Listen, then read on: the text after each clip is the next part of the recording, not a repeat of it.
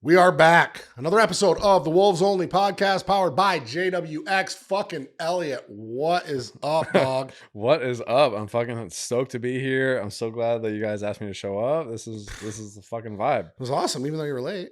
Oh shit! Oh shit! That's how this starts. Right? I know, right? For real. No, it's fine. We had other shit we had to do. I'm just fucking around. I always like to start it off on like a negative note. Uh-huh. No, I just want to. Yeah, let's just get it out of the way. Right. No, your punctuality sucks. No, right? Literally. No, no. I'm really happy to get on here, and this is our first time even meeting in person. But every interaction that I've ever had with you has been like, I just fucking think you're just the coolest guy ever. I feel the same, dude. I walked in, I was like, "Oh shit, you're a real person." I'm a real person. You know what I mean? Yeah. Yeah. A big, massive real person. You're about as big as I thought that you were going to be, though. Oh, I kinda, right. yeah. I'm not like, oh my god. All right. Yeah. So not more than meets the eye. Right. You're what met my eye. Oh, yeah. All right. No, I really love your attitude. I love your style. Just a tatted up dude is, in sobriety and killing it. And just, you're like me. You know? Yeah. I mean, that's why I felt like I wanted to sign up with you guys. I remember in that initial call, it was like, yo, like you guys said that you fucked with me, but I was also thinking at the same time, like, yo, I fuck with these guys. You know what I mean? I was like, can you ask me if I want to sign up? Yeah. Well, yeah, we are selective with who we work with for the most part, and this was just a really cool, I mean, just everything that that you said you were going to do, you've been doing. And I love seeing that, and you come out of your shell and, you have this like really cool, like LA style about you, and it works. It just works. And you're for like looking like us, it's like a lot of times people think we're unapproachable, but you have a vibe, and I get this. I see myself in this because when you have an approachable vibe, it doesn't matter what the fuck, face tats, sleeves, hand tats, throat, whatever, like people want to be near you. Right. Like when like really old people come up to me and like ask me questions, either like little shit, like in a grocery store, like, where'd you get your coconut water? Or like all this, like just like random shit. Yeah. Like I'm like,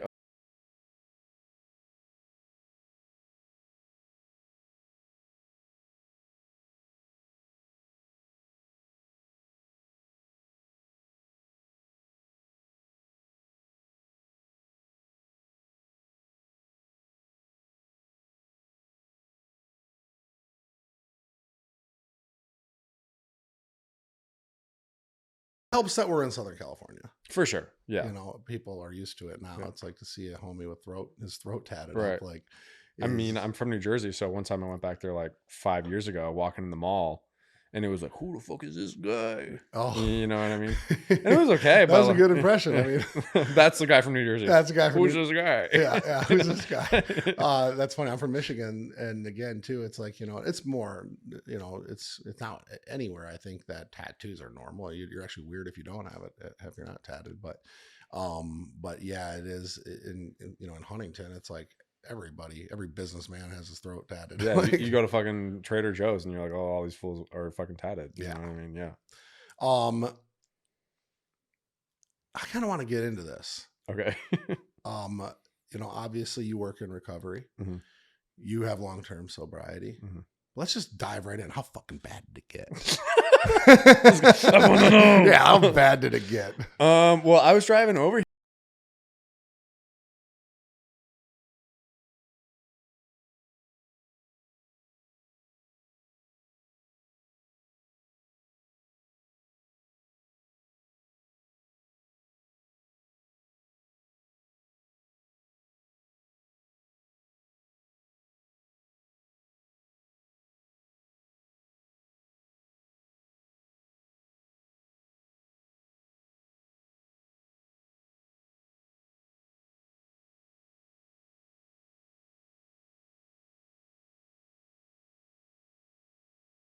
I just overdosed, right? But I came out and this fool's like still falling out. Oh. And I'm just thinking, and I'm in sober living, and I'm just thinking like, I'm honestly thinking I'm gonna get kicked out of the sober living if this fool dies. Right. Honestly, I'm only thinking about myself. Well, and you know what I mean? Yeah. And then I'm like, oh my God, I gotta fucking wake this fool up. And I just remember, like, you know how there's like UFC like slapping now? Yeah. It was like I was like slapping this fool, like, wake the fuck up. And until as I threw some water on him, and then once I was saying his name, and then once I started also saying his last name, then he started like being like, really? like all blinky eyed and was like, and I was like, and that took like maybe like 15 or 20 minutes. Oh my God. Yeah. And that's the longest 15 minutes of your life. I was freaking out. I was like, what the fuck? Like, just like chilling in like some suburban neighborhood right here in my fucking car. Like,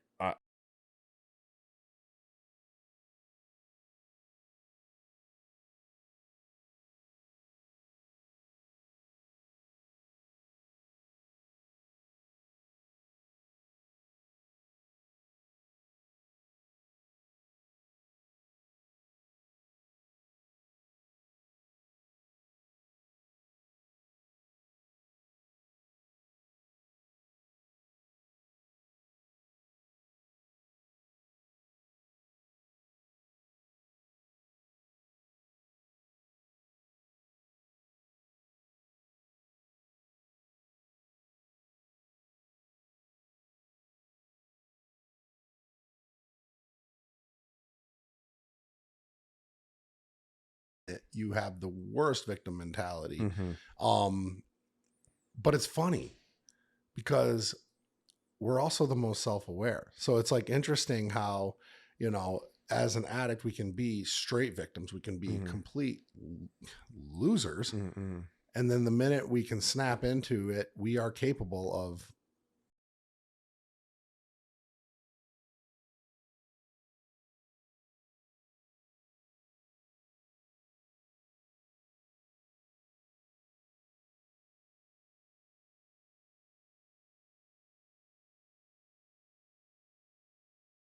how you're also the culprit. Right. You know, just being like, oh wait, it's me actually, you know. Right. When it comes time, I think the real rock bottom is when you finally get honest with yourself. Right. Yeah. And you're sick of it. Yeah. I mean, I remember, so I've worked in treatment for the better part of 6 or 7 years, and I was working with this guy.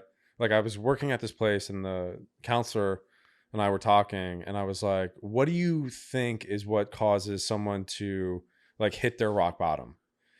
And he goes, it's like this. It's like if your rock bottom's down here and you think everything's fine, right? If your circumstance,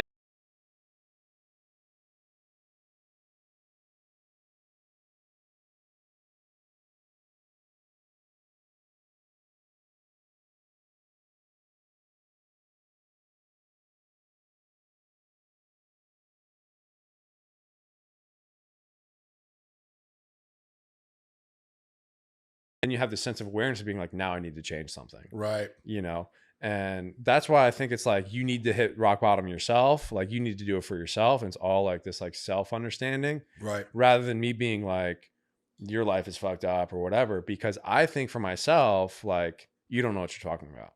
Right. You know, like, get the fuck out of here. I've had so many situations and I've done so many interventions where I'll have like a mom, and my most recent intervention, let me tell you about this cat. Okay.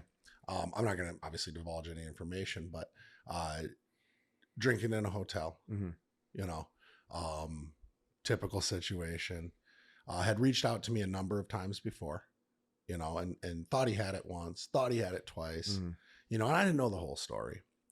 But finally, he was like, woke up one day and was like determined. He's in Detroit at the time. He's like, I'm determined. I'm getting this right. So he goes and buys a plane ticket to Southern California. He's like, you're gonna get me in to a rehab. And I'm like, holy shit, bro. Like, what, we need to know about your insurance. Like, you know, like, I mean, yeah, let's go. I'm fine with it. But he's like, no, I'm just coming out. And I'm like, fuck? Holy shit. I'm like, are you drunk right now? He's like, yep. I'm like, and his mom's calling me and his girlfriend and like, you know, and all of like our mutual friends. And I'm like, okay, like, let's figure this out, bro. But he's like, I already booked the ticket. I'm coming to LA. I'm like, okay. So I'm like, you gonna stop drinking? He's like, no, but I got it. I'm like, oh God. All right. I'm like, all right. Like, I think you should probably try to like wake up a little bit here, sober up a little bit. Like, and nope, determined, goes to the airport, hits the bar, Of course. goes into the ladies' bathroom on accident, takes a shit, realizes he's in the ladies' bathroom, so he won't come out because there's women in there. Oh my God. Gets out, goes to board his flight to LA. Well, it turns out it's not a flight to LA. I had interception coming to grab him in LA. Right. And turns out he's going to San Diego. Oh, what the fuck? So I'm like, fuck. So I got to make new arrangements to have him come out to San Diego, But in the meantime, his mom is messaging me and calling me, and it's like, you need to get him right. You need to make him get this. You need to, and I'm like, listen, I'm going to get him all the resources. I'm going to get him everything he needs, but he has to want this. Yeah.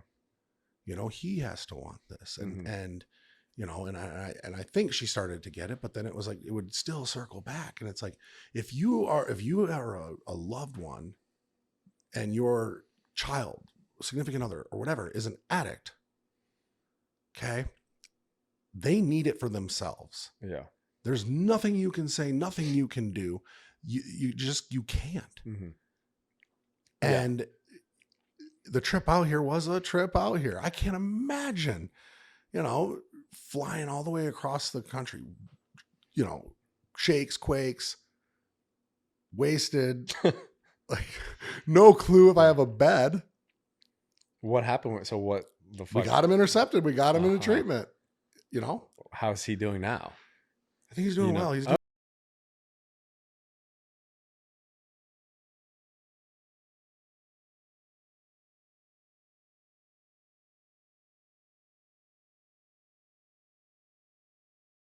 I got it. Yeah.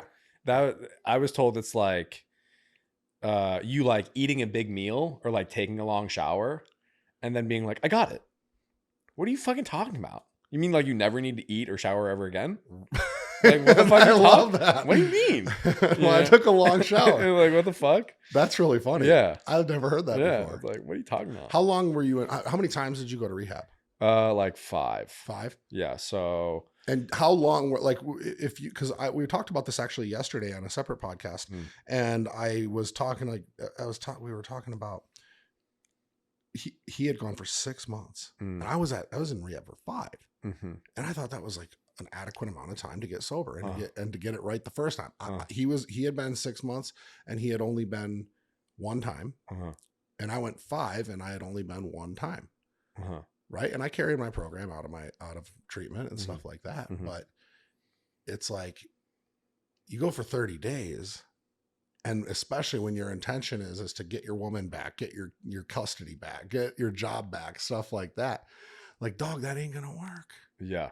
I was actually talking about this today in the group that I ran at this treatment center, and it's pretty much the timeline of your recovery.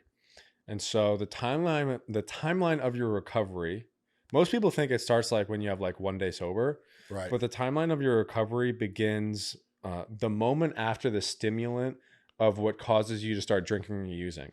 Okay. So because what we try and do is we try and use all this external stuff to quote unquote recover, right? I'm trying to use drugs and alcohol. I'm trying to use sex. I'm trying to use acting out, gambling, all these other types of things to recover, right? That's literally what I'm trying to do. Yep. Right. And so what happens is there's a lot of repercussions from that behavior just because of the nature of drugs and alcohol. Like, you drink a lot, you black out, and then you oversleep and you get fired. And so there's all these repercussions just because of what they do. Right. And so a lot of people think that they can resolve the repercussions of their drugs and alcohol in a shorter amount of time than it took to cause the repercussions.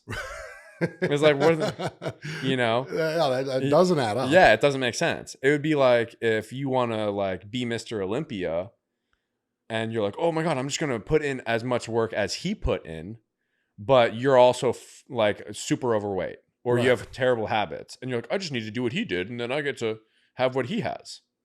It's like, no, you have to resolve what circumstances are already current in your life. Right. You know, I think a lot of people overlook that. So then they go ahead and say, oh, well, I'll just go to treatment for 30 days.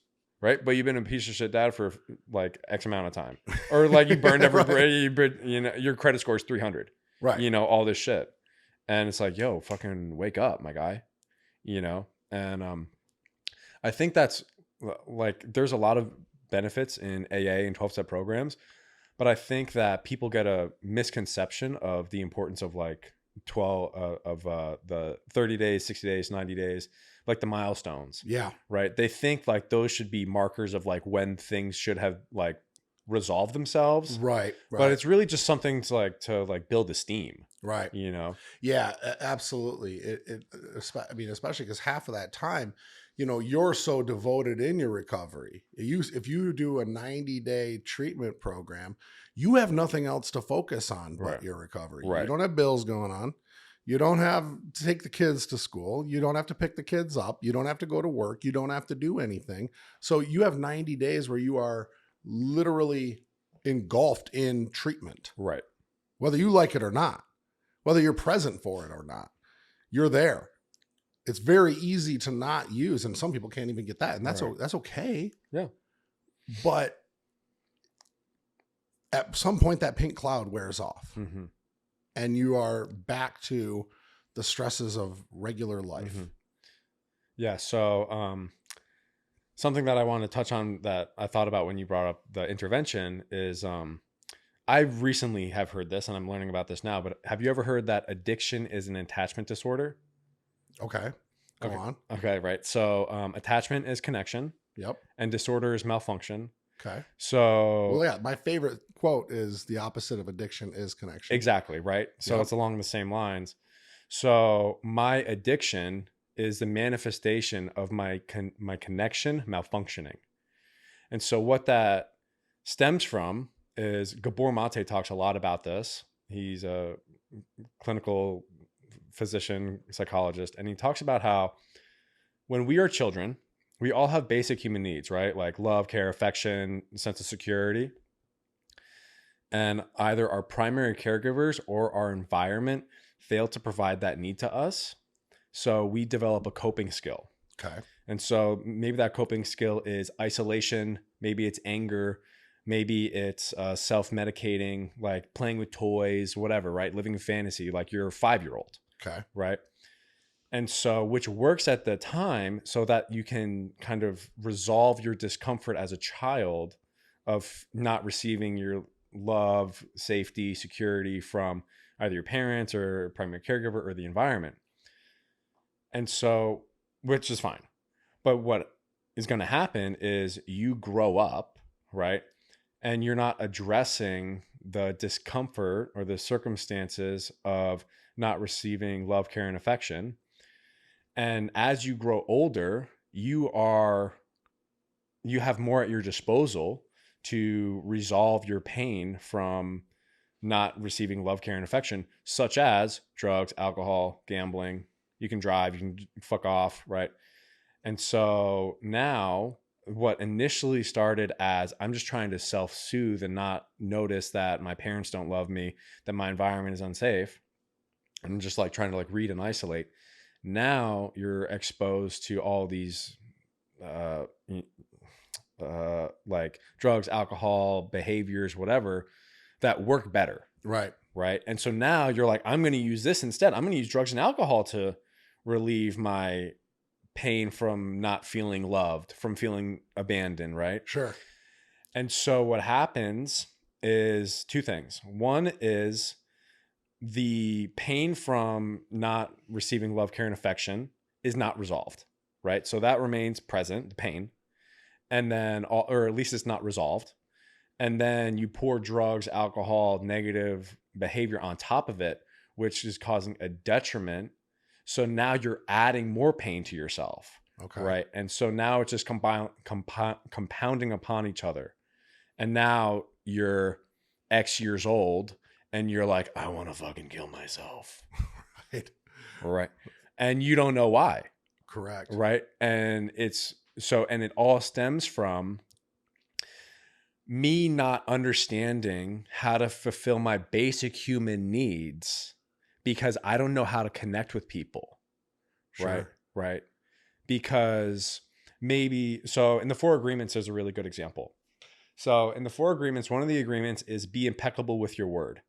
And so there's a little story that is, so there's this little girl singing all day and she's waiting for her mom to come home. And her mom finally comes home and the mom starts doing the dishes. And it's been a really long day for her and she's just kind of done with the day. And the little girl comes up to her and she says, "Mommy, mommy, mommy, I want to sing you a song." And the mom says, "I can't listen to you right now. Now is not a good time. I can't." And the little girl never sings ever again. Oh. Right. And so the comparison is that when I am like, I need love, care, and affection, and I reach out to my primary caregiver or my environment and I say, "Hey, I did something that I feel like should receive acknowledgement. I feel like I have value now. Can I show it to you?" And someone says, "No, you're not worth my time." Now, whenever I feel like I do have something of value, when I'm making accomplishments in my life, I don't share them with anybody because I feel like they're going to get shut down. And so now I'm building insecurities. I'm building a poor value system, resentment, all these different types of things. And I can't understand for myself why I don't have relationships, right? I can't understand why I'm not making progress in my life.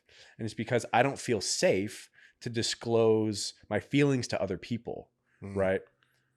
And all of this is so beneath the surface because the way in which a person has taught themselves to live is rather than feeling the feeling of, I want to share my life with you, but I can't, instead of feeling that feeling and moving through it, they just go and act out because that shows up as anxiety, shows up as fear, scared. Right. So you're like, I'm not going to deal with this feel. I'm a grown man, right? I'm going to go kick it with the homies. I'm going to go drink. I'm going to go use what resources are at my disposal to make myself feel better so that I don't have to think about it. Right. Right. And then nothing changes. And you're like, what the fuck? Eventually, when you're like about to lay down and you're like alone with yourself at night and you're like, I fucking hate myself. I have nothing going on in my life. And you don't realize that you're your own worst enemy. Yeah. It's the thing about it is, people say, that addiction is a, genetic disease. Sure. And sure, there's probably there's science behind that, but look at it like this too. When you're talking about that disassociation and you're talking about that type of pain, trauma, neglect,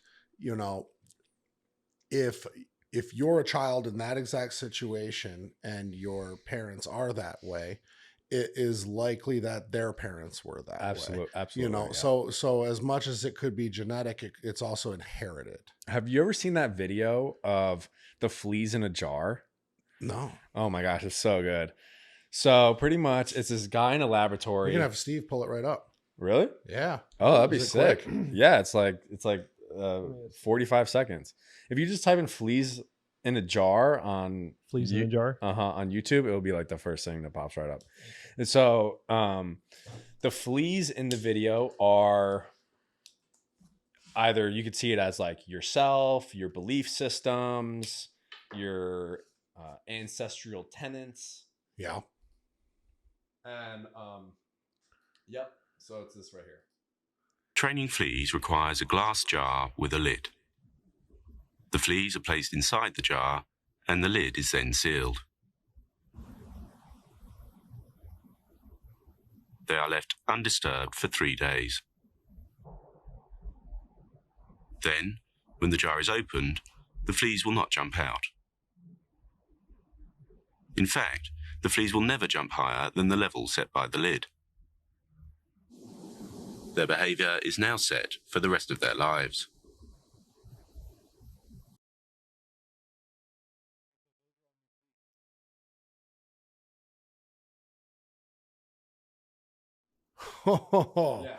Yeah. Which is like, my grandfather lived in poverty, my dad lived in poverty. Yeah. I live in poverty. Wow. Yeah, dude. So crazy. That's great. Yeah. And that is a perfect example. Yeah. No, I thought it was going in a different direction, but no, that's exactly right. That's exactly it is. When somebody's child is an addict and their parents go, well, I don't know how this could be. He had a great childhood. Sure. Something was missing. So, are you asking? What are your thoughts? My thoughts are, I'll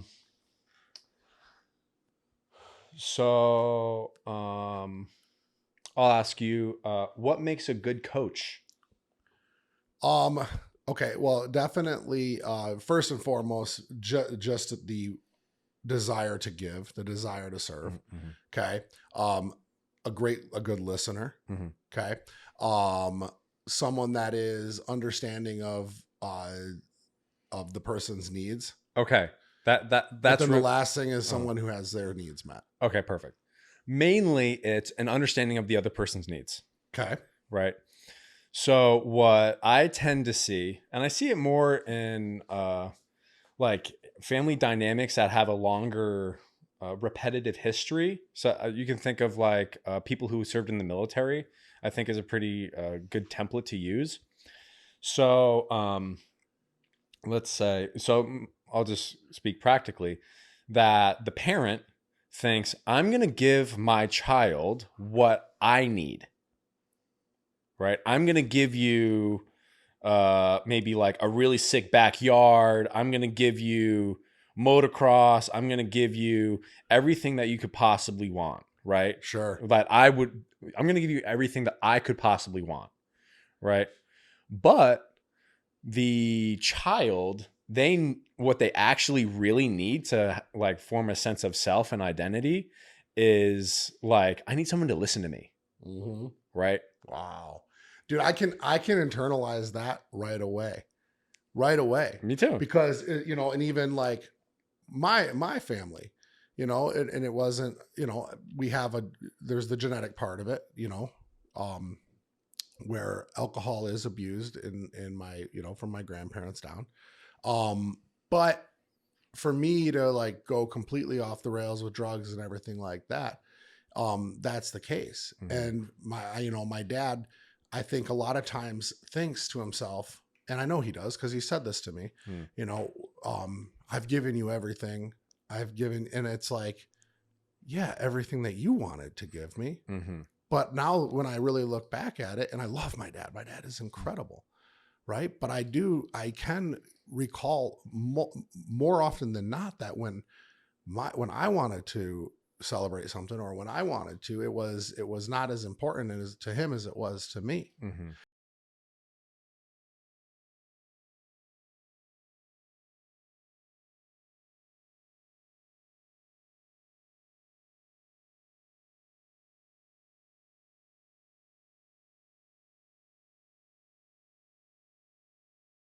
Doing now.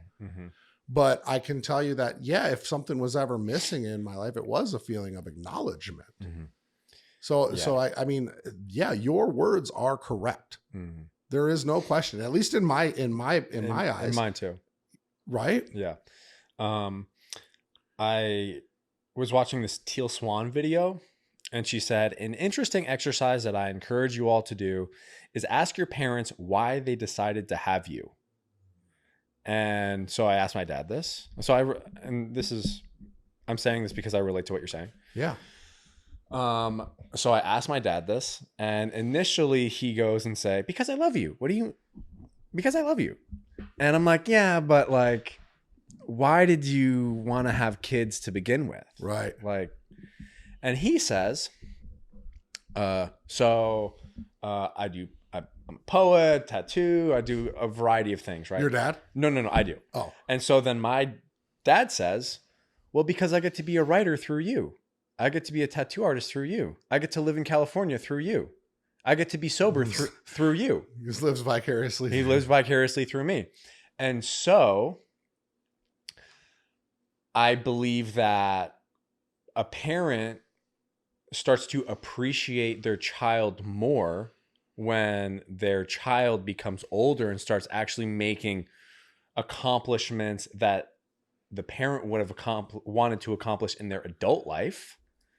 And they say, oh my gosh, look at my son. Right. Look at all this. This is amazing. Right. But when you're 12, when you're 10, they're minuscule accomplishments. Yeah, exactly. Yeah. Right. So you're not real, like, as a parent, you're not thinking like, I'm so proud of my son here. Really, just because what is impressive for a 12-year-old to accomplish is not equal to what is impressive to what a 40-year-old is to accomplish. Right. And so then you feel neglected. Right. But at the end of the day, it's hard. Like, it's tough. Yeah, it's fucking hard. Like, I'm not stoked. Like, and now I'm starting to think that you have me in my head about how I approach my son with what he needs. And if he actually gets what he needs, I know his mother praises him for everything that he ever does, but now it's like, I'm thinking like, yeah, cause I'm not impressed by, little league basketball or, sure. whatever, not little, whatever they call it, but you know what I mean? It's like, I'm like, yeah, I could fucking destroy all of them on the basketball court. But you're right. It is. It's minuscule accomplishments in the to an adult, but to them it's their world. Right. But I guess it is. It's like, without faking it though, how can you really be stoked? You have to take your brain and go and look at it from their perception. Right. Yeah. You have empathy. Okay. Being like, so another huge reason, well, I mean, at least for myself, I said this in the video that you posted, which I really appreciate you pinning that, that I always felt like I wanted to help other people overcome the difficulties that I struggled with myself. Okay. Right. And so I think what is a pillar of having empathy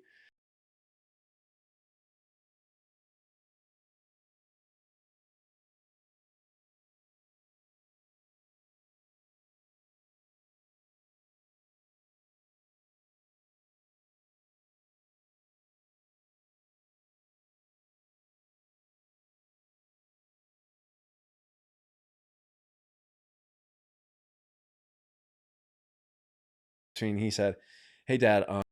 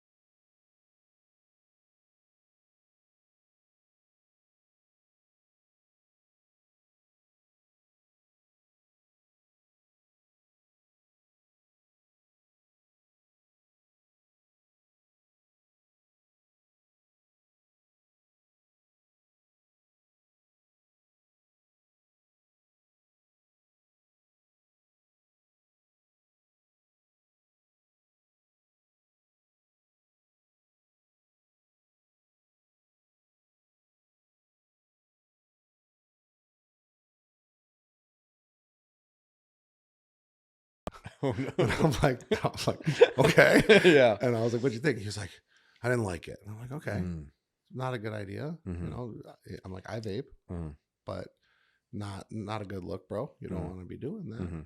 But So can I ask you a question? Yeah. So at his age, I was selling cigarettes. I was sports betting and selling cigarettes at his age. That's dope. Yeah, it's fucking cool. That's cool. Yeah. We had a bankroll in our lockers too from sports betting. That's crazy. Baseball. Yeah. It was entrepreneur 100% in your life. I guess so. I mean, right? Yeah. I guess so. My question is, so I feel like a lot of the reasons why I drank and used was because, like I said, I didn't feel like I was getting the appreciation or the acknowledgement or the sense of understanding from my family. And along with that, I didn't really want it because my parents, I mean, in hindsight, I wouldn't say this, but at the time, I wasn't thinking like my parents are someone that I want to grow up to be. Okay. Right. So I wasn't receiving any acknowledgement from them. And I was then being like, I don't really want to be like you guys anyway. So you can keep your acknowledgement. Right. Honestly. See, it's the opposite from me.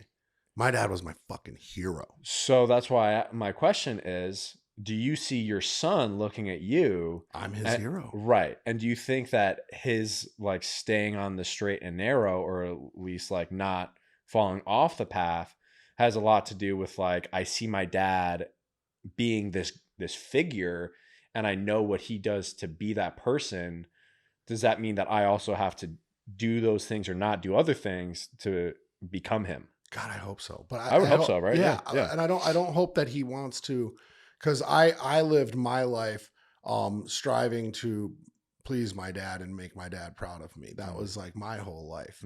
So for him, I want him to find his own path. And I didn't find my own path until I was 35 years old, you know? So my path was my dad's path. You know, that was it. It was like the auto industry. That was it. That was all I thought I was destined to do. So I want him to be able to find his own path. He's a talented kid. He's smart.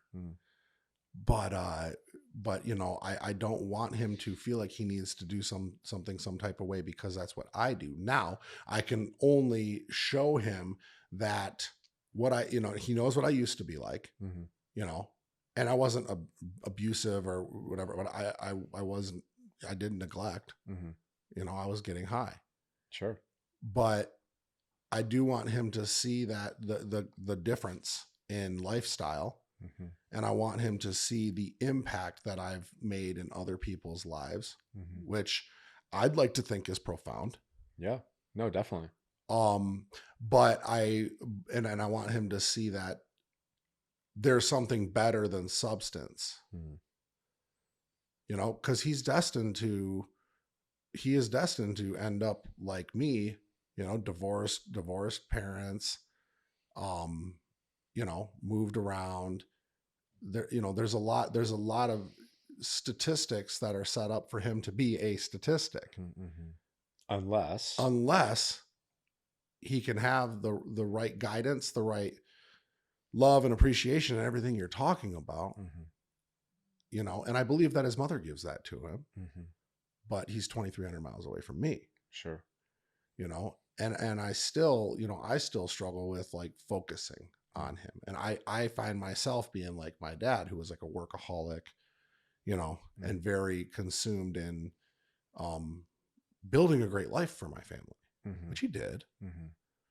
And nowadays, you know, in my adult life, I'm grateful that he did that. Sure. and made those sacrifices. But it's not a surprise, especially after this conversation, that I ended up where I ended up. Yeah, no, I totally. I can have that self-reflection too, you know, and be like, the way that my life is because of who I've been and the choices I've made and all that type of stuff. Can I ask you another question? Yeah. Do you feel like you had the childhood that you wanted? I mean, on the surface, yes. I think that I made poor decisions a lot as a kid. Because of influence, resources, you know, having an endless supply of resources, money, whatever, you know, I hung out with older people, older kids, you know, so it was definitely that. Yeah. The childhood, but yeah, I mean, I you know, looking back, I always think my dad wanted me to be like the jock, you know, the like preppy kid. And man, I was a punk rocker skater. That was what I liked. And he accepted it later on, when I got good at snowboarding, when I got, I skateboarded, and then in high school, like he was totally down with it. We had a huge driveway, and he would let me just build roll-ins, boxes, fun boxes, like everything. My mom would take me to Home Depot, and I would get everything, masonite, all of it, and and then I'd put casters and wheels on the bottom, and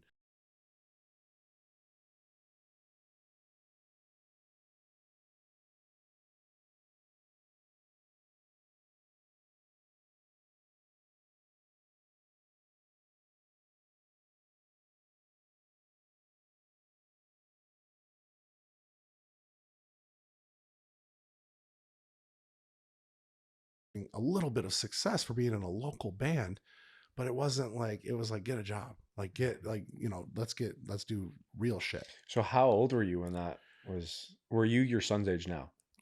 My son's age was when I was snowboarding pretty heavily and skateboarding and that stuff. Okay.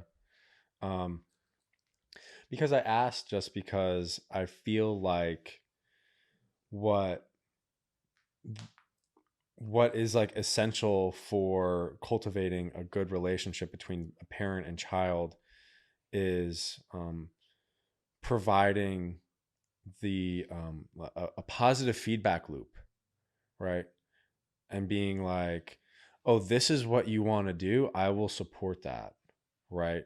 And like, not so much being like, good job, I agree with you, but actually being like a sounding board, so that then they have an understanding of the way in which they're operating in that space that they're in, right? Because I think a lot of parents are like, well, I support my kid, I think that they're going to be really successful, but what I see tend to happen is the child, they feel like they're getting support from their primary caregivers, but it's just like hollow support. It's not actually like you want to sit down with me and do it. You don't want to actually like be a partner with this. You don't want to invest into it as much as I want to invest in it. And so then what happens is you start to veer off and you find people who are willing to sit down with you and invest in it as much as you are. And maybe those people aren't the best influence. Right. Right. And so you're like, I supported my kid. What happened? It's like, yeah, because maybe you just threw a bunch of money at him and you said, yeah, go do it. Yeah, fuck yeah. Here's a season pass. I'll see you later. Right.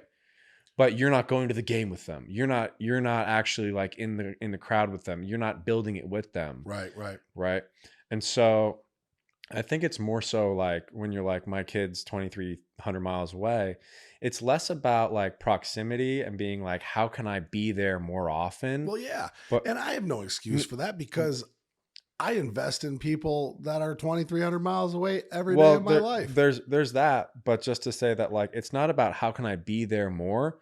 It's how can, when I'm there, be more. Oh, yeah. And I think about this like in the child's perspective, right? Something that I struggle with is that my primary caregivers, my dad, my family, they're not in my life as much as I would like them to be. And so I get to reflect on how much of an impact that's made in my life. And like, I go to therapy now to like really like resolve all this type of stuff, like emotional closeness. And like, I push people away because I feel like my primary caregivers push me away. And so that's like another form of neglect and abandonment. I'm going to neglect you and abandon you first, so you can't do it to me. Right. And so now, like, it's very easy for me to spend slivers of time with people often. Right. And that time not really be of substantial depth. Okay. So now I try and make the time that I do spend with people have more depth. Right. Even if it's less frequent, it's more meaningful. Okay. I right? love that. Yeah. And then I get to like build a deeper, better relationship with this person, even if I'm with them less often. Right. Yeah, no, it is. It is the quality. It's quality over. Yeah, it's quality over quantity for sure. No, I can definitely dig that. That's great. When I had another question about that. And it kind of stems back to, again, it's like when you have clueless parents, you know, that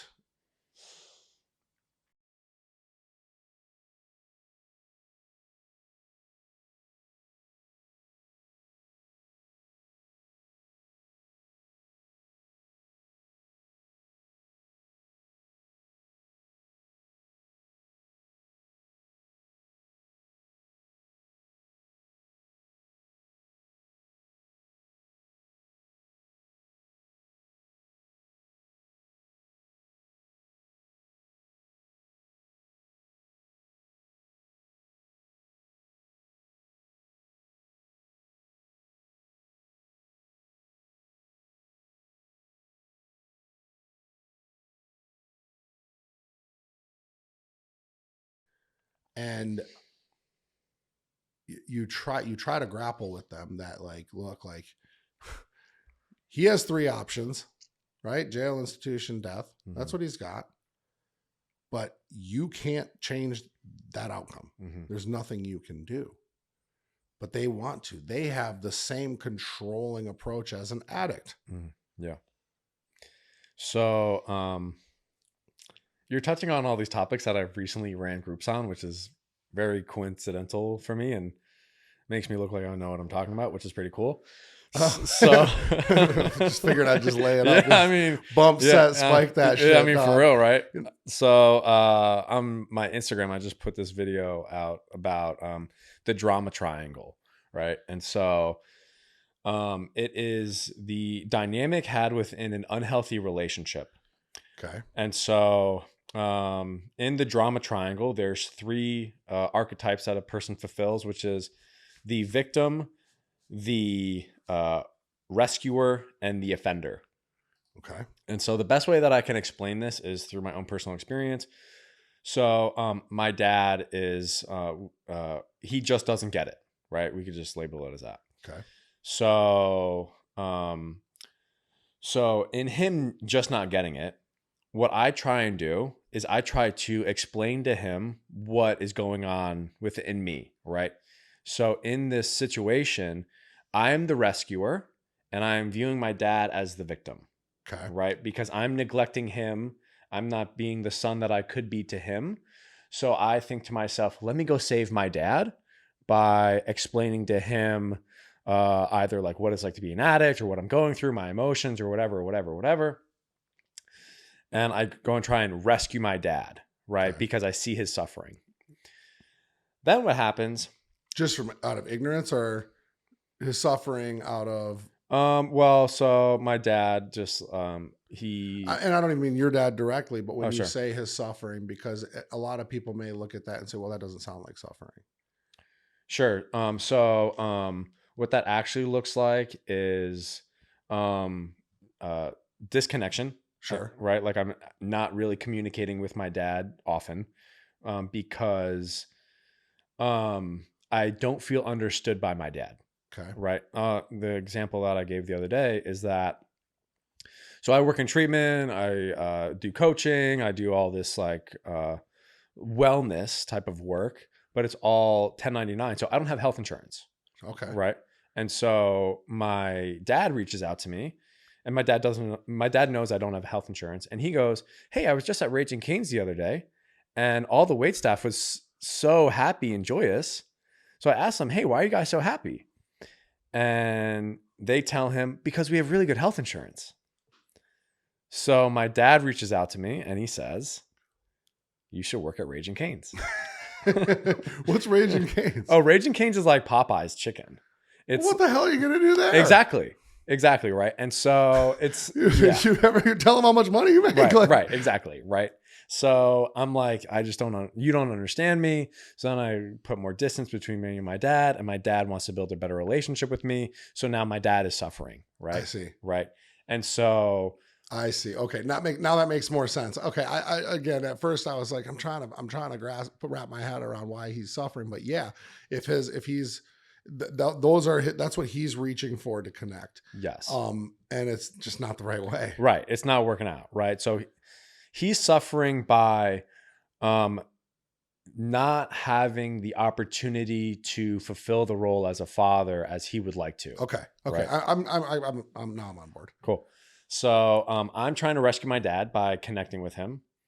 And then what happens is he fails to reciprocate the either amount of effort, the amount of clarity, the quality of conversation. And so then I build resentment, and now I become the victim and my dad becomes the offender, right? So now, how could you not understand me? How dare you? I can't believe this is my dad. I can't believe this is my life circumstances. And I start to becoming the victim because of the way in which I see our relationship. Okay. Right. And then what happens is, because like time progresses and I have a change of heart, or my dad reaches out to me, So I'm the victim, and then I say to myself, I'm not going to talk to my dad, right? So now I become the offender, right? There's no winning. Right. There's no winning.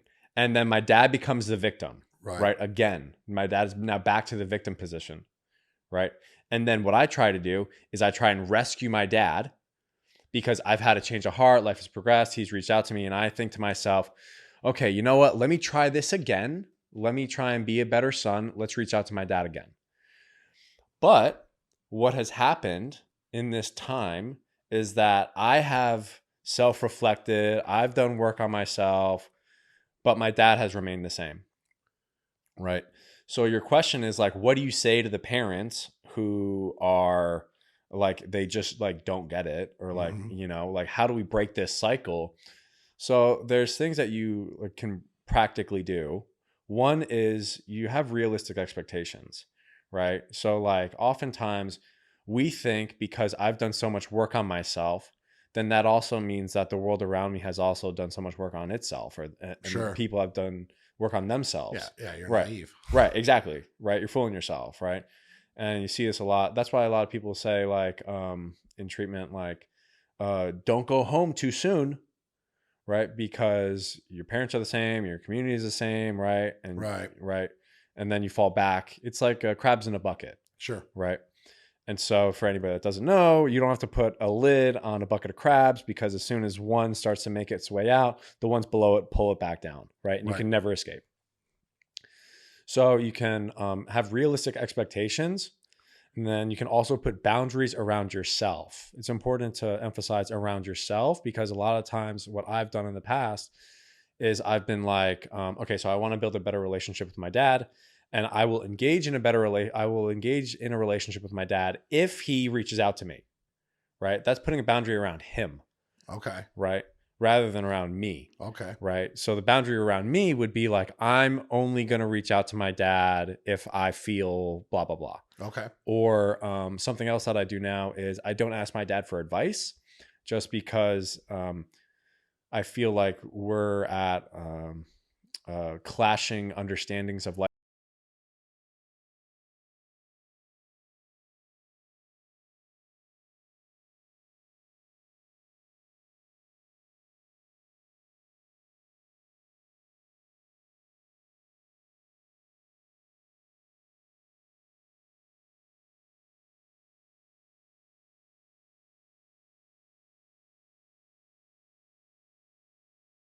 For 40 years.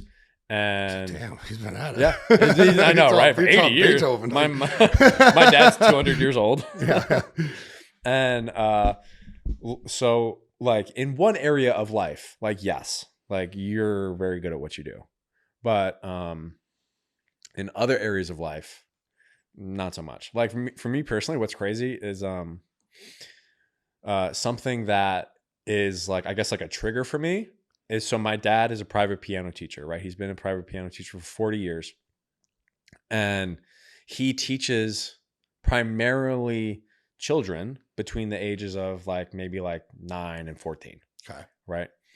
And the way that my dad talks to me has always been as if I'm between the age of 9 and 14. Oh God. Yes. That's brutal. Yes.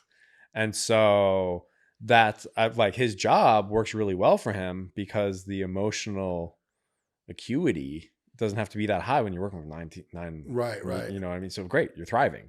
Right. But when you have a 17-year-old son who's like smoking oxys, you're like, how do I deal with this? Yeah. You have no idea. Yeah, you know, you teach him a C note. Yeah, exactly. For real, right? Like the fuck? He'll spend it on dope. Yeah, literally. For real. Like, surprise. So, to get back to what you had asked, pretty much, if I was a parent and I was going through some difficulties with my child, and I'm like, I don't understand why my child is behaving this way. I think a lot of parents, they discredit themselves from playing a part in the child's experience when it's something that's negative, right? So like a kid is like using drugs or they're bullying, they're getting arrested or whatever. They say, I have nothing to do with that. I've been a fantastic parent. Okay, sure. Are you being an offender? Are you being a rescuer? Most people will be a rescuer, right? Being like, I'm going to bail you out of jail. I'm going to like provide you with housing. I'm going to try and like provide you with resources like money, food, shelter, whatever.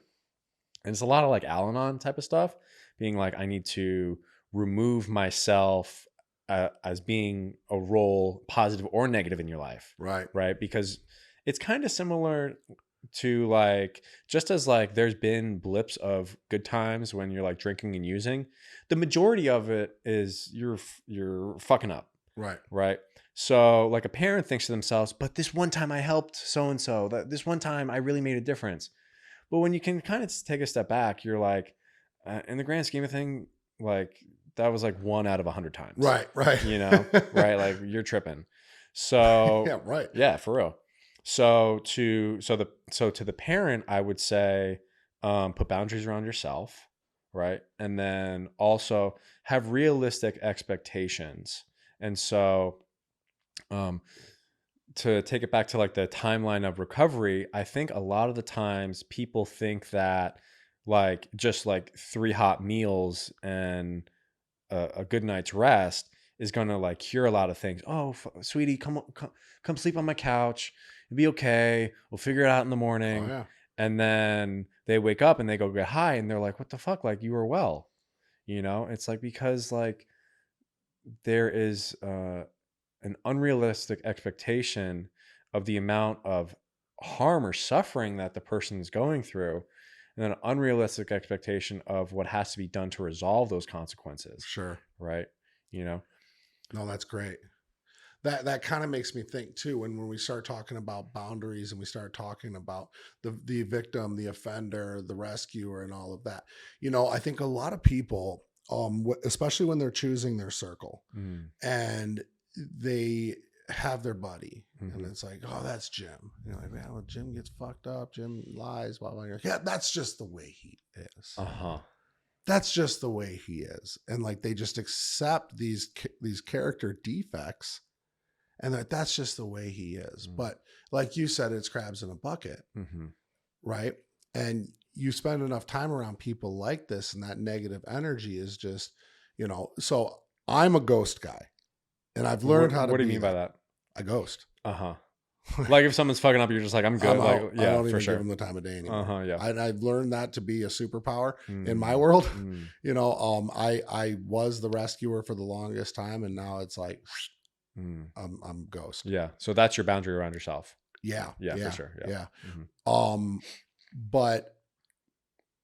But I guess when we talk about, and you know, I don't expect, this is kind of a loaded question, but when you're talking about when people have these circles where it's like, oh, Jim's just the way he is, and Dan, that's Dan, man. Dan shows up late, you know, or whatever. And it's like, you know, you start to accept these character defects and so much, is, you know, that like you subconsciously are destroying your self-worth. Yeah. So I kind of felt where this question was going. That's why I kind of started smiling. Okay. Because I'm working through this in therapy myself. Okay. So this is what I do. So I struggle with emotional closeness. So I keep people at a distance. And I didn't really understand why I did this, right? And so a huge part of this is because I understand for myself that relationships is one of the number one building blocks for success, right? Absolutely, right? Mm-hmm. That's what I thought. Like, okay, cool. Like, and so I'm in fear of success, right? And I thought it stopped there, Okay. right? But what I've come to understand is that it's deeper than that. And it extends to I'm in fear of success because I fear that if I become extremely successful, I'm going to step on the toes of my family. Oh. Yeah. And I'm going to make them feel insecure. If I'm making more money than my family, if I make more money in a month than my mom makes in a year, right? I'm going to make her feel like shit about herself. This is what's in my mind, right? Yeah. Right. And so now I have this internal conflict of if I am successful, I'm going to harm the people I love. Interesting. Right. That's a new one for me. Most people's fear of success is maintaining it and losing it all. Right. It's I can like, see well, that. what Yeah. if I get there and then I lose it all, or I fail and I make a fool out of myself? I relate to that too. You know, or the next one, or probably actually more frequently, would be the expectations. Mm-hmm. You know, I can't live up to the expectations of running a successful business or having all that money, you know, and all of that. So to say like, to think like that, your success is going to diminish people's existence. It's totally rational.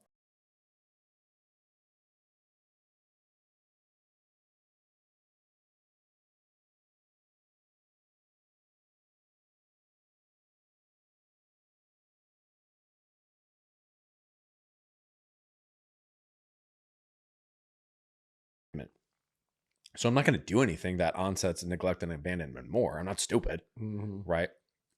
But I'm seeing it irrationally. But so when you ask like, why are people hanging out with Jim and fucking Joe? And they're like, oh, those are just my buddies. Right. It's like, okay. A good question to ask yourself is, what are you getting out of this? Right.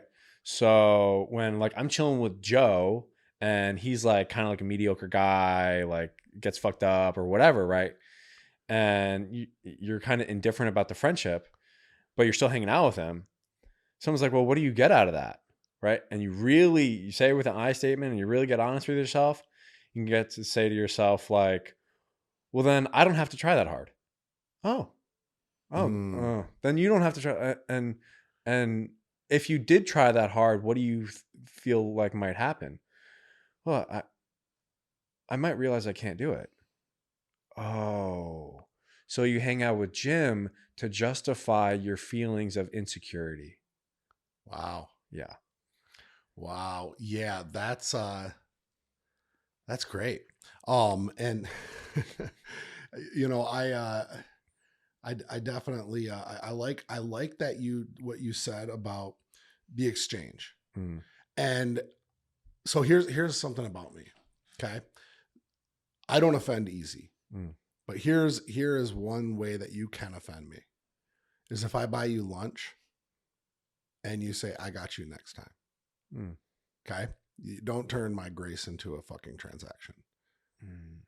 But when you talk about an exchange and a transaction in a relationship with another person, it is totally acceptable to have some sort of emotional connection or some sort of exchange or withdrawal from one another that is fruitful. Mm-hmm. What am I getting out of Jim? What am I getting out of Jim that is helping me emotionally? That's helping me physically. That's helping me spiritually. What am I getting out of Jim? And if it's nothing and it's dead space, then you are just as low as Jim for accepting that. Mm-hmm. Yeah. So when people say, you know, oh, Justin, you know, you talk a lot about the mindset and like, you know, you gotta be ripped and you gotta this and all of that. And I'm like, yeah, those are the expectations I have for myself. So those are the expectations that I have for the people that I surround myself with. But they can have their friends that can stay mediocre and all of that. And it's like, well, some people are just happy that way. And I disagree. I do not believe that anybody is happy being mediocre, because I do believe that everybody knows there's more for themselves, and they let that slip by, and that has to haunt you. And if it doesn't, then it's not a matter of that you're happy or content. It's a matter that you are not, you have no self-worth. Well, that's where the compromise is. So I have this internal conflict, and I compromise. So I'm not successful, but I'm not harming my parents and my family either. So I was like, okay, right. And then, I mean, obviously, like, it's the name of the fucking podcast, Wolves Only, right? It makes a lot of sense, right? Yep. You know, I think, just to like recycle back to what you had said, I think a lot of people think when I say like, how is this helping me? They have the connotation to think like helping as in like positively progressing, but that may not be the case, right? It may just be like, how is this helping me like feel more comfort, or how is this helping me not overcome my obstacles and be okay with that, Right. you know? And so like, but honestly, if you can't sit across from somebody that you consider a friend and spend an hour talking and engaging in a fruitful conversation that is actually benefiting and actually mentally stimulating, then that's time that you're wasting just to be around somebody. You're compromising your time that you could be spending around somebody, because I do believe in connection, and I do believe that you need to have a circle. I don't think it needs to be huge, but I do think that, I said in something the other day, all of my friends are my best friends. And that's because I spend time around the best people, right? I want to always have connections that are progressive. Yeah. I mean,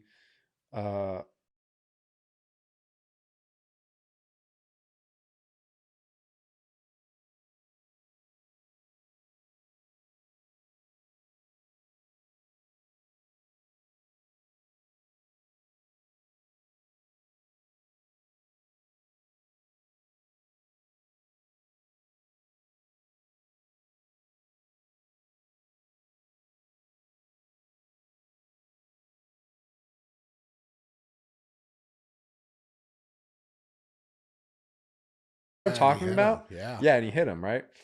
And so the Les Brown segment is just saying, not everybody wants better for themselves, and that's okay. But if you want better for yourself, you have to hold yourself accountable to fulfilling that, because not everybody wants it. So it's your responsibility to go after it and get it, because you're the rare few, right? And I do feel like, for a variety of reasons, there are a lot of people who are a cog in the wheel, you know, and that's great. That's cool, right? Like, we all need, like, every machine needs like accessories, right? So it like functions a little bit better, right? But like, I'm trying to be the motherfucking steering wheel. You know, I'm trying to be the engine, right? I don't want to be a spoiler, motherfucker. You know, right? Like, I don't want to just have a job at fucking Starbucks or something so somebody else can do their job more effectively. I want to be the person getting the job done, right? And so what that implies is that it's my responsibility. It's like fucking with Spider-Man, you know, with great power comes great responsibility. Sure. Right. And the power is seeing for myself that I have the power.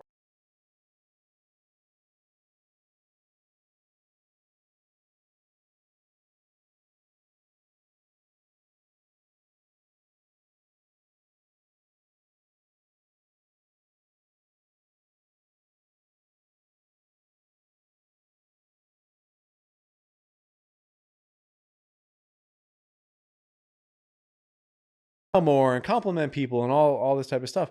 I'm not smiling and complimenting people if I feel like shit about myself. Right. It's not happening. Yeah. You know, it's disingenuous. Right. Right. And so then if I like really like want to be surrounded by wolves, like for real, like, then I need to say, okay, then I'm a wolf. Right. I'm a fucking wolf. Right. If you're not, you can be a fucking bunny rabbit. There's other animals in the forest. That's cool, yo. Like, you don't gotta be a wolf. Right. Right. But if you want to sit at the fucking table, you got to be a wolf. Right. You know. Right. Right. Yeah. Yeah. No, it is, and it is fine. You know, we were talking. Jay and I were talking about this the other day on a separate podcast, and you know, there are levels to leveling up, and there is that point where, you know, you're in great shape and things are happening in your life and stuff like that, and you start to turn your nose up on the people that aren't doing it. But there is the other, then the next level is to accept the fact that not everybody wants to be great, and people are fine with being mediocre.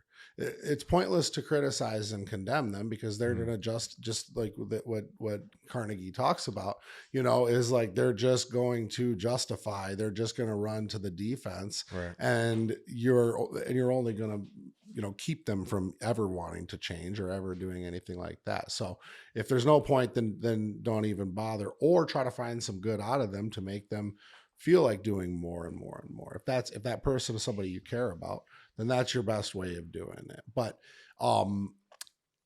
you're absolutely right. You need to, I always go back to, you know, plane goes down, you put the mask on yourself before helping somebody else, right? Until your needs are met, you cannot meet the needs of somebody else. And until you identify yourself as somebody that should sit at a table, like with the wolves or whatever, you're faking it, and it ain't gonna work for you. I love these conversations when I you know, I always say this, like my best friends are in recovery, right? The people that I relate to the most, obviously we share the same stories, but we're smart. You're fucking smart. You are also smart. Well, not like you. I mean, you're the one with a fucking Rolex. Yeah. Don't worry about that. That is what it is. But like, no, it's like what I texted, what I DM'd you. Like, when I start putting in the amount of work to get to where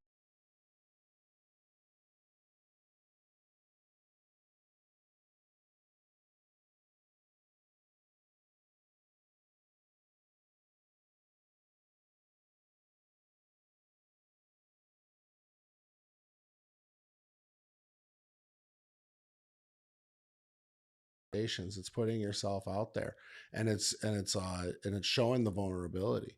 The vulnerability builds community, because when you're vulnerable, that's the most powerful connection. You know, and that's how I was from the very get, and it's how I will continue to be. You know, people can relate to vulnerability. It's probably the easiest way to relate to someone. Those connections off of that, the most authentic connection that you can possibly share with somebody. You know? Yeah. I think the hard part is, like, so because initially, like, a person's a stranger, right? So for me to say to somebody else who I don't know, hey, I'm going to show you all these tender parts of me, right? I'm going to, like, trust you. I'm going to do all this stuff. It's like with a trust fall, you know, it's like a social trust fall, communication trust fall, where it's like, I'm going to disclose to you some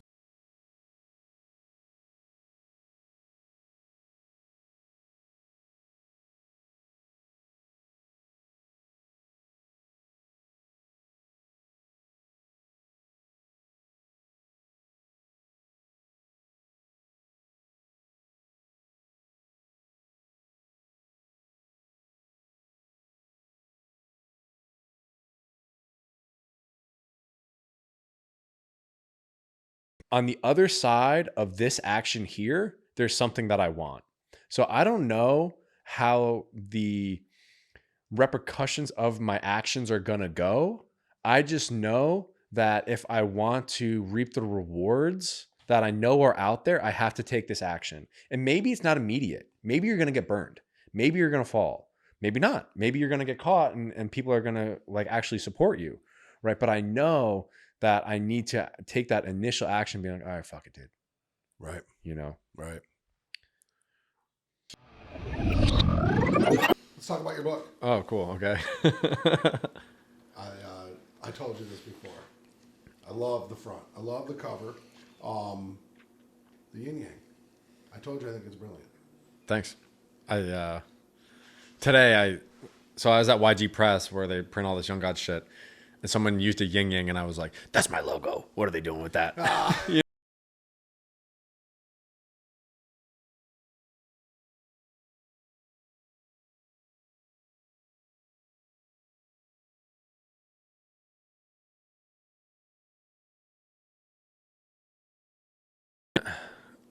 A lot of like what that has in it is not really what we just talked about, but more so about what I use to decide for myself. Like, I want to be a coach and I want to like uncover like the bullshit that I live by. Like, there's questions in there like what do you feel like is causing you internal discomfort, or like what's causing you anxiety, Right. you know?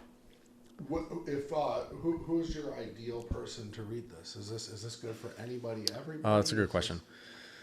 I think the ideal person to read that would be somebody who is like at a crossroad in their life, or like who's like on the precipice of change and is like, I fucking hate my life right now and I don't know what to do. Right. I think that kind of falls more in the demographic of somebody who's like maybe like 25 and they're like getting fucked up, or they just like are like doing some bullshit life, and they like work at fucking like the gas station, and they're like, I know this is not what my life should be. Right. So there's stuff in there, like there's like a list of like character traits, or there's a list of like skill sets, and it's like circle 5 of these that you feel like resonates with who you are. Then it's like, and so one would be like detail oriented, or like you're like a creative individual. And then it goes on to say, how can you use this skill set in an applicable way to help somebody else? And I use like the example of like if you're creative and you want to like and you care about like fashion or something, be like a hairstylist or something like that, right? So it's like the real premise of so I guess you could split this book into 3 sections. First section is, what is the bullshit that you're living by? Right? Like people telling you you're not good enough, you don't belong here, like all your limiting beliefs and all this type of stuff, right? So I went to a Tony Robbins seminar, and Unleash the Power Within. And so it's a 3-day seminar. Do you know about it? Yeah. So have you been to one? No. So on the last day, he pretty much, it was like at the Prudential.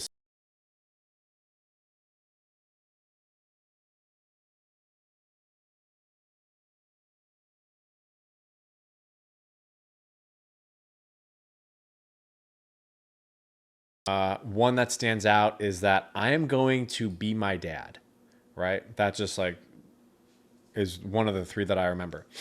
And he says, now let out the sound of you releasing and freeing yourself of your limiting belief. Oh. And at first it's one person. He goes, fuck. And then like birds waking up, fuck, fuck, fuck. And now 12,000 people are just like, ah. And so I know he does shit like that. yeah. And so the first half of the book is like kind of aligned with that. Okay. Right? Being like, what the fuck do I think about myself? What beliefs of others do I impose upon myself? That type of stuff. Then the second is like, then who am I? What are my interests? What do I care about? What's important to me? Right? Like, there's like how to like aim at a target and how to hit it, and like how to like work towards actually reaching that goal, this type of stuff. And then the third section of it is a lot of, how can I sustain peace of mind and well-being during the development time from like ground zero to like my life being what I want it to be. Right. I just saw this video on Instagram that is pretty much just this guy explaining that it takes 5 years for a bamboo shoot to grow above the soil, right? Looks like for 5 years, it looks like nothing's happening. And you have to water it every day, right? So he's like, your dreams are like bamboo. Like you have to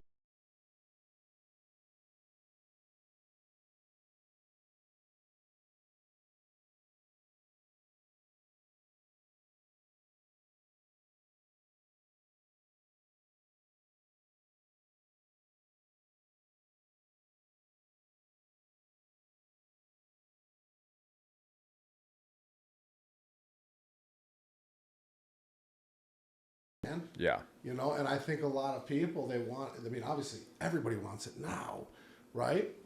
And I look back at like just building this business, you know, it's every single day I have to water this business, right? And I still think we're beneath the soil and we're fucking huge. Yeah. But I think we're still below the soil. I think that where we could be, and I understand though, it is every single day. The patience that I have to have and the patience that people need to learn how to have it's monumental to success. Yeah. Like, I mean, I've heard everybody from Warren Buffett to all these people say one of the number one attributes of a successful person is delayed gratification. Yeah. Right? Like, yeah. You're like, duh. Right. A lot of people are out here like, what do you mean delayed gratification? Yeah. Right? Yeah. You know? Yeah. Delayed gratification, you don't quit. Yeah. Yeah. Yeah, and I do, because I deal with so many entrepreneurs, you know, on the day to day, and it's a fact. Like, you know, it's like they want to know. It's like, dog. Yeah. One, are you really? If you really look in the mirror, do you really consider yourself as working hard on this? This is the other thing. I'm glad you brought this up. I think a lot of people do this, which is people will get asked, hey, what have you been up to? And they'll say, oh man, I've been going to the gym. I've been reading. I've been working on my business. I've been working really hard. It's like, okay, that sounds good, but what does that actually mean? Right. Right. Well, I went to the gym twice this month. Right. I read 3 pages. Yeah. Right. I opened my laptop. Right. Exactly. And it's like, what the fuck what do you expect? I'll tell you this, just, you know, and you're privy to this. Somewhat most of our viewers that are going to be watching this, they don't have any clue. But this, you know, working on your business,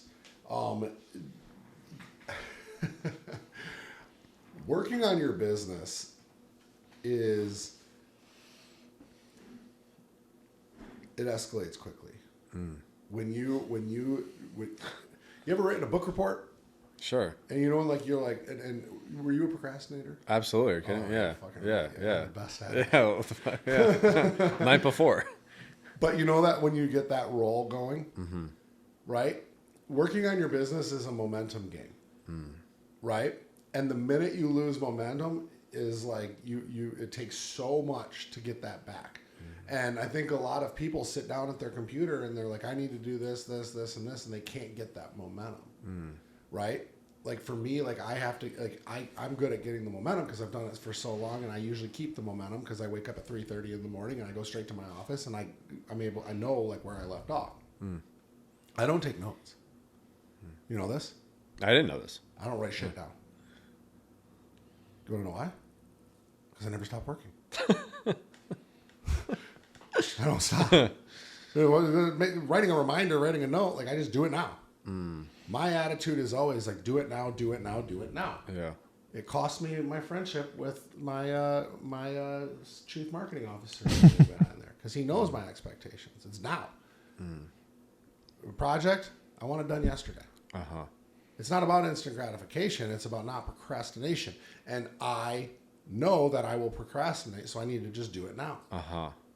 And I put out a reel a while back with somebody. I don't know who the guy it was his speech, but he was like, keep repeating to yourself, do it now, do it now. Oh yes, I remember when your car was in the parking lot or whatever. Yeah, I remember. Yeah.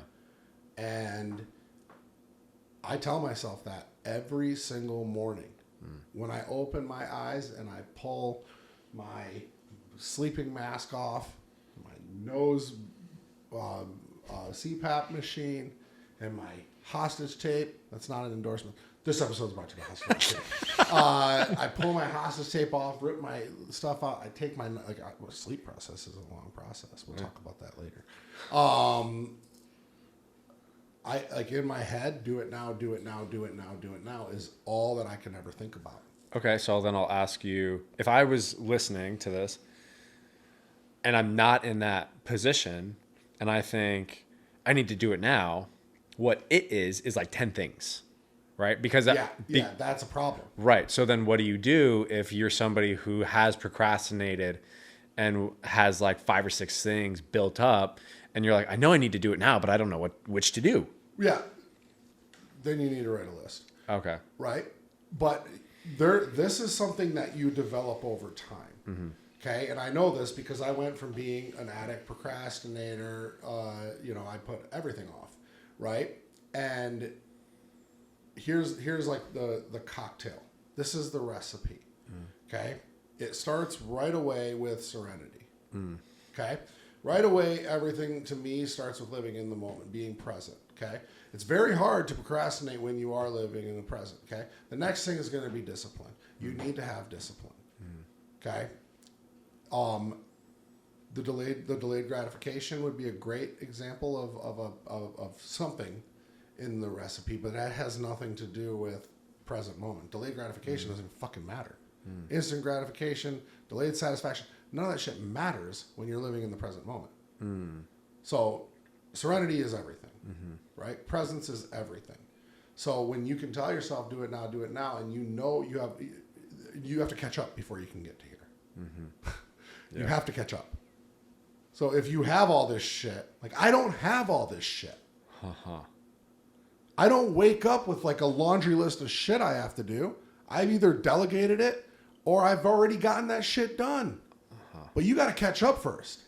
And so that's why building a business is like a book report. Like you get like you get on the roll. Right. Well, no, right. Yeah. I shouldn't say just building a business. I should say working on your business. It's like you get that first paragraph done when you wrote this. There were probably days where you just didn't want to do it. Well, sure, yeah. Right, but then when you did, you started rolling and that momentum started going. You didn't want to lose that momentum, right? Yeah. Until when? What was your like? Because I know mine. My what? When you lose your momentum, when you lose your steam. When I lose my momentum and my steam, it's you tire, fatigue. No, I start to replace or compromise, and pretty much like I almost did it last night with fucking this Miklo call. So I go on this date with this chick, and this chick's like, "You want to come upstairs?" Oh, and it's like 12:30 at night. I know, right? 12:30 at night, and I'm thinking like I know Miklo through the calls, but I never like spent one-on-one time with him. So I'm thinking, if I go upstairs and I fuck this chick at 12:30, it's 12:30 now. I'm going to be here till 2. I'll probably get home at 3. Am I going to be able to wake up at 8 in the morning for my call with Miklo to work on my business and develop myself if I do that? There's no fucking way. There's no fucking way. There's no way. Right. So... Did you get laid? No, I fucking went home and wow. I went home. Yeah, right. So I was like, fuck, dude. Like, and so I woke up and I fucking talked to Miklo and like, it was fucking sick. And so when I lose my steam, it's because I make those seemingly insignificant decisions, right? Because I could justify the other way, right? This is just this one time. I'm never going to see this chick again. Might as well seize the moment. Fuck it. Right. And then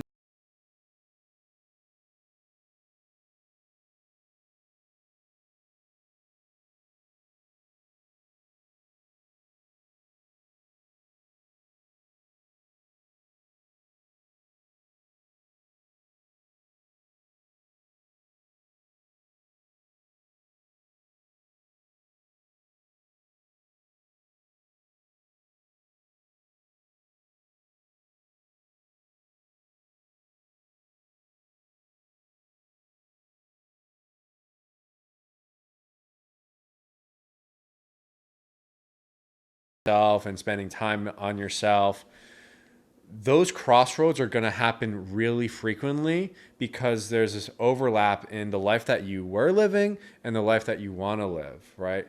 And so to transition, almost like a seesaw, right? So like the life that I am living, which I don't want to live anymore, is more predominant in my life, right? Just because there's nothing else in it, right? So situations like that are going to cause me to remain where I am are going to show up more frequently. Right? Like, what the fuck? And so, so when I'm trying to bring new shit into my life, like the life that I was living is seen by me more often. There's more of that content. And it's also more familiar, right? And so what's going to happen is when you're at that crossroad of like, which way do I go here? You're going to feel a sense of anxiety. Right. You're going to be like, oh my gosh, do I want to go towards the thing that I don't know about that could better my life? Or am I going to stay where I am and choose what is familiar, right? Most people choose what's familiar, right? They choose what is convenient and consoling rather than what is necessary. It's easy. Yeah, it's easy. And so... so I had this call with Miklo, and so pretty much like I just had to like decide for myself that like what I'm gonna get out of this relationship with Miklo is far ways out what I would get with this chick. Like, you know. Yeah, most likely. Yeah. I mean, hopefully. No, it was really cool. There was something else that I wanted to touch on, but I can't remember after I talked about that. Well, about the compromise, you know. And the compromise, right? Yes. Because I do know. And when you start to fatigue, you start to compromise. Right. Because it's like, when I feel this fatigue, when I feel this discomfort or whatever, I'm not thinking like, oh, what's causing my fatigue and discomfort is coming from neglecting what I should be doing. It's coming from not doing what I want to be doing. Right? And so then people go ahead and they do what they want to do, which is soothing for a time. But the fatigue and discomfort of not doing what they should be doing is going to come back because you never did what you should have done. Right. You know? Yeah, see, I don't have that. Well, because... I don't want to do anything. What do you mean? Like, I want to work. Oh, for sure. I don't want... It honestly, it hurts. It does. It hurts relationships, but I really don't give a fuck. I don't give a fuck. I want to work. I love working. So when you were... So, like, what did your life look like before success? Well, I mean, I pretty much had a lot of... I mean, I've always been really good in business. So before that? I dicked around. So I guess, like, before you could claim to yourself that you're experiencing, like, the experiences of success, what was going on? Anxiety, depression. Right. For sure. Right. Yeah. Yeah. Right. Yeah. Yeah. For sure. And I think, but I still had a work ethic. That was the thing. Even as an alcoholic, as a drug addict, and even in the heat of my addiction, I was in amazing shape. I trained every single day. I worked fucking crazy hours, and no one actually would have known what I was actually going through inside because I just would take it all out on my job. And even if I was fucking shaking in my office or going to the bathroom to crush fucking White Claws and snort lines, I just did it. I always sucked it up and did my job. Was I miserable? Probably, yeah. But now it's like, I understand the value, of momentum. Because when I get it, it's like there is, like, I knocked the majority of that shit out that you see now over a Friday, Saturday, and Sunday. It's a fucking lot of work. It's a lot. But I started to reflect on that momentum. It was like, how do I keep that? How do I, and like I said, I don't really lose the momentum. I don't ever fall behind, unless unless I do, but I'm usually able to really snap back quick. Mm-hmm.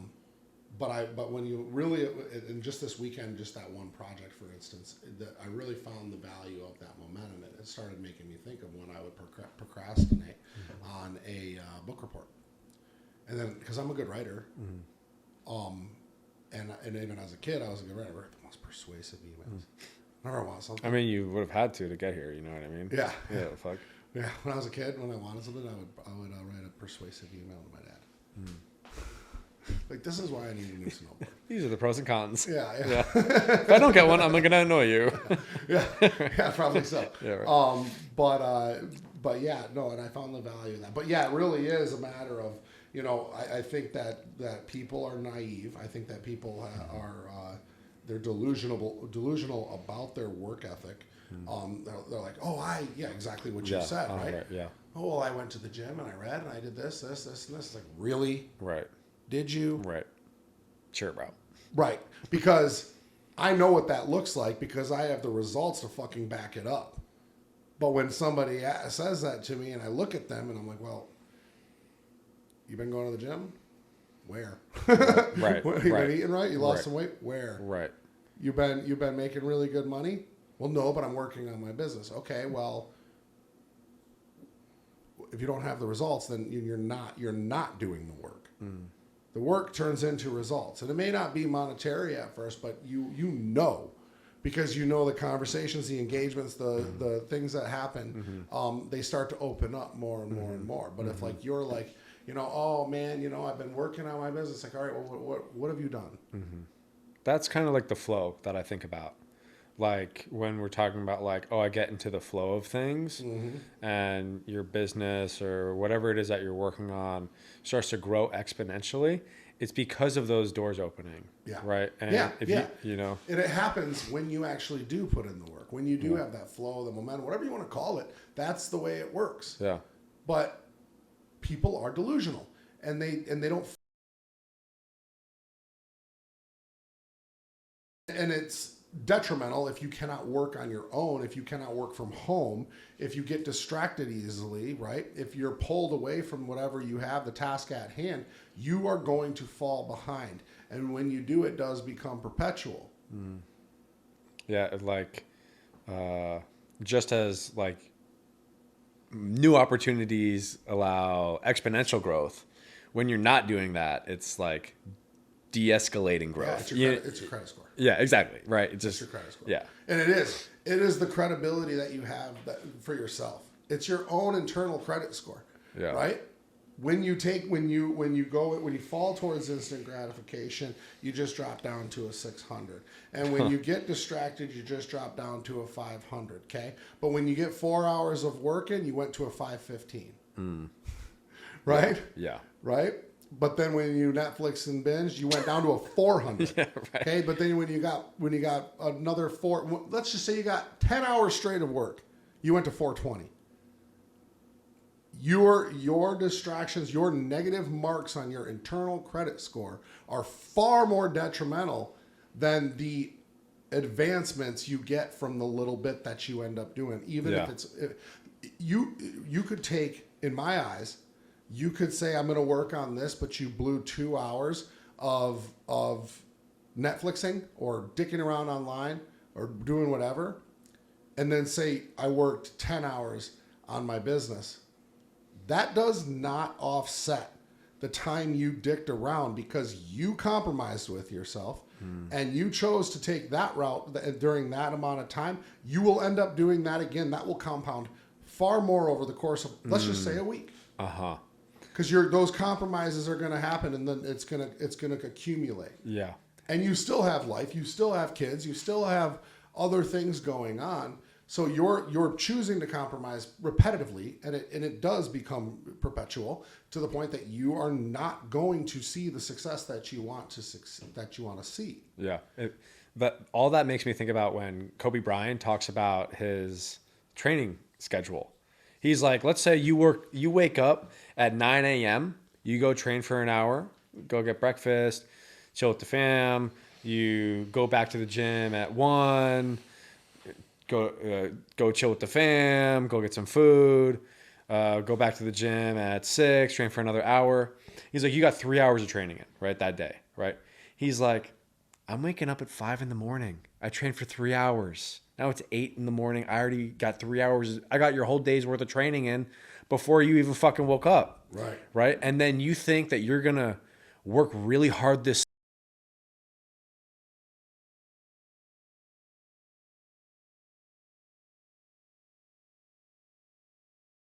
doing it. Right. Right. You're out of your mind. Right. Right. And he's like, that's really where success comes in. Right. It's all the compounding. It's like investing. Right. You know what I mean? It's like you can choose to be like, oh, I'm going to fucking spend this $100 over there when I'm compounding that $100 over time. Right. It's like it's never going to add up. Right. You know? Yep. And you have to accept that mindset or die. Yeah. I mean, like spiritual. Yeah. It's degrading. You're degrading yourself. Yeah. And you're degrading your own internal credit score because you're just not, you have to understand that, you know, typically the low always surpasses the high. Right. Yeah. I saw this great video of, so this dude, he has this rubber band, right? And it's being suspended by like 2 poles on each side, right? And so he pulls the rubber band represents a state of neutrality. Okay. And so he pulls down the rubber band and he says, this is you being overweight, poor spending habits. You're living below the line of neutrality, right? And so it's a rubber band. So there's tension trying to bring you back up to the state of neutrality, right? So if you're like living kind of shitty, if you're fucking up, like the way in which the world works and life operates, it's going to work to serve you to get back to a state of commonality with everybody else in the world, right? Right. Like, cool. Okay, great. Right. But inversely, if you want to be above the state of neutrality, now there's tension pulling you downward, right? So this is like, I want to have a really successful business. I want to be a millionaire. I want to have amazing relationships, right? I want to be in the 1% of the 1%. There's so much tension pulling you down. It's so much harder, right? And you have to take every advantage that you have. Otherwise, like things are, I don't want to say like working against you, but the natural inclination of the way in which things work is to create equilibrium, right? And like that 1%, they're not a part of the rest of the population. Correct. Right. But some people have to work so fucking hard to get to that state of neutrality. Yeah. Yeah. And I think people don't really, I think people are below the state of neutrality and they think that they're either fine or like things aren't really that bad, or what they're doing is going to like get them back up to that like level of commonality with their peers. But in reality, you're doing nothing. Right. Yeah. Damn. Yeah. So if I'm looking to get coached by you, You're signed up. I'm signed up. Go ahead. How do I find you? Yeah. So my Instagram is Elliot G. Paulson. Right now, that's my Instagram handle. I'm working on the CRM and all that type of stuff. My website's elliotgpaulson.com. Cool. Yeah. Where can I buy your book? Amazon.com. Hell yeah. You can just search my name, Elliot Paulson, and it will pop right up. Being and Becoming Myself, a guide for self-understanding. I fucking love it. Thanks, bro. I love it. Right here, guys. Just look. I mean, this is a marketing. It's genius. Just look for the black book with the yin yang on it. Like, it sticks off the shelf right away. We'll put a link in the bio. Oh, thanks. Or a link in the description. I appreciate that. I'm looking forward to reading through this. This is really cool. I got to read yours, and I got to read Paul Burns' book as well. Oh, I got to get that. Yeah, Casey Hinchin's going to be coming out as well. But oh, fuck yeah. This episode is about being and becoming myself. And yeah, I'm excited to get through this. I read really fast, so I'm hoping that we can have you back on. I would love it. After I read this, so we can have a whole session discussing this. That'd be sick. And if you guys like what you saw, if you guys enjoyed this was a long one, but if you stuck with us all the way to the end, go check out Elliot. at Elliot G. Paulson. We'll make sure that all of his socials are down below. If you guys enjoyed this, make sure you subscribe. Make sure you click like. Make sure you comment. It really helps us out. We really appreciate you. And we'll catch you next time on the Wolves Only podcast, powered by JWX. That's a wrap. That's a wrap. All right, guys, that wraps up an episode of the Wolves Only podcast. Listen, if you guys like what you heard, make sure you subscribe. Make sure you like and comment. Help us get our message out there. If you want to work with our team, go ahead and click the link in the description below. Schedule a call with us. We'd love to get you on. We really appreciate you guys listening. And if you have any other questions, you can reach out to us on all forms of social media. Thank you so much.